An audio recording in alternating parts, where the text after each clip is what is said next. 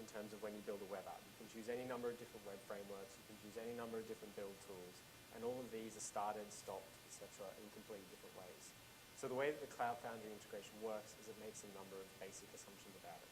So the first one is that we assume your application is an OTP app and it's being built with rebar, or something that looks like when the output's done, like rebar. Because of this, we get to make a number of assumptions. The first one being that it's going to be an app directory generated that's got a bunch of files in a fairly standard layout. The first thing we'll expect is that within that app, there's a bin directory that's got a start script that can be used to start up your application. The start script isn't particularly standard, but we expect the rule that if you've got a .rel file, whatever that's named, then we'll find the start script with the same thing.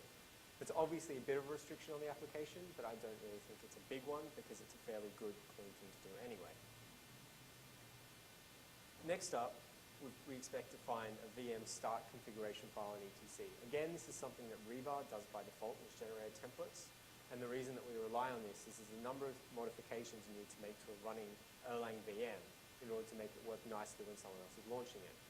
So obviously being able to put a -no input onto it means that instead of attempting to load a shell, which obviously doesn't do anything when no one's controlling it, helps. Being able to give it a +b, which tells it that you don't actually need to do multiple control Cs to shut things down, is also quite helpful. And also being able to give it a dynamic node name with a -name means that if we happen to put multiple instances of Erlang onto the same machine, or your application gets worked in multiple places, we don't end up with any kind of naming clash. Finally, we can expect to find all your application code in lib.